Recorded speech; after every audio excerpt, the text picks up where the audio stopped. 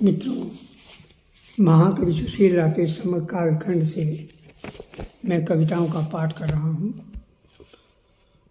जिसके संपादक डॉक्टर पवित्र कुमार शर्मा हैं और इसका प्रकाशन रवीना प्रकाशन दिल्ली ने किया है। आइए, एक मैं बहुत प्यारी कविता आपको सुना रहा हूँ।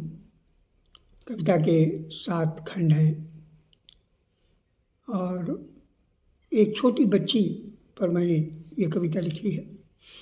और वो छोटी बच्ची हमको उस द्वार पर ले जाती है जहाँ पर ईश्वर का अपना अस्तित्व होता है।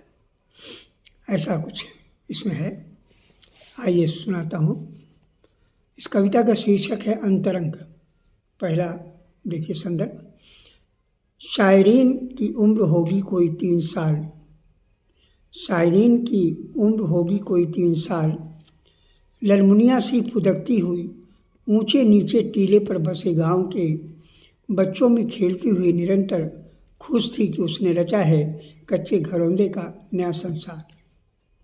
ये पहला प्रसंग है।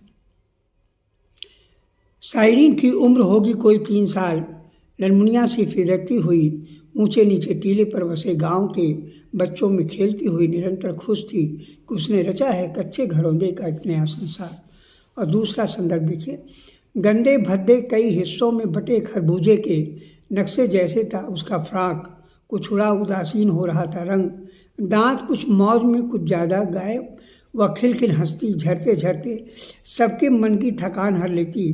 वहाँ कुछ हुआ ऐसा बुतखाना, मैं जहाँ फैला हूँ जीवन मंगल का हस्तलिखित उसके वारिद का कच्चा शब्द। और तीसरा देखिए।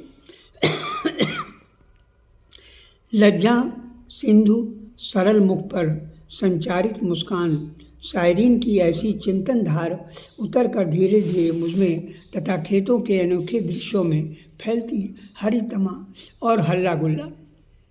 और चौथा प्रसंग देखिए। युद्ध कुछ वृक्ष से हो चुका, वृक्ष कुछ शेष बचे हुए पक्षियों के पंखों को उज्ज्वलता की अभिव्यक्ति हरिताभ में दे रहे थे विस्तार। कुछ मुर्गियां नाच रही थीं अपने ही लाल लाल कलगी की देख देख, चिंता मुक्त हर्ष मग्न होकर।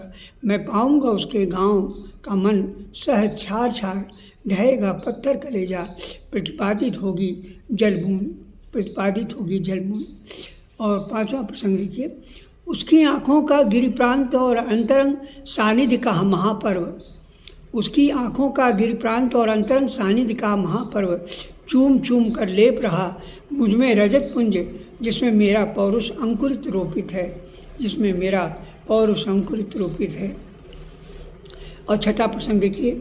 नंगे पांव छोटे छोटे कटावदार उंगलियों की दचक भटकटैया के कांटों से बसती हुई खेतों के बीच में बने मेड़ पर अविराम दौड़ती हुई आत्मविभोर हाथों को मेरे कसकर पकड़े रक्त होद तेज से संचारित कर ले जा रही मुझे अनवरत मेरे मालिक के पास, तेज से संचारित कर ले जा रही है मुझे अनवरत मेरे मालिक के पास।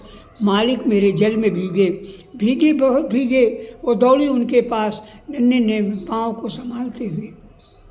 मालिक मेरे जल में भीगे भीगे भीगे बहुत भीगे, वो दौड़ी उनके पास नन्हे नन्हे पाँव को संभालते हुए। अंतिम देखिए।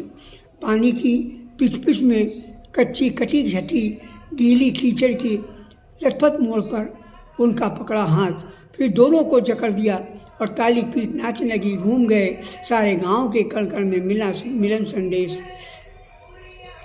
देखिए अंतिम मैं प्रसंग फिर से पढ़ रहा हूँ। पानी की पिच पिच में कच्ची कटी छटी गीली कीचड़ की लथपथ मोड़ पर उनका पकड़ा हाथ फिर दोनों को जकड़ दिया और ताली पीट पीट नाचने लगी। घूम गए सारे गांव के कण कण में मिलन संदेश। ये कविता मैंने 1987 में लिखी थी और इस कविता को एक विशेष पत्रिका में छपी थी। इस पत्रिका का नाम मैं भूल गया हूँ और मेरी बहुत अच्छी कविता उस समय की मानी गई। मैं आपको उससे निवेदन करता हूँ, अवश्य आप इसे पसंद करेंगे।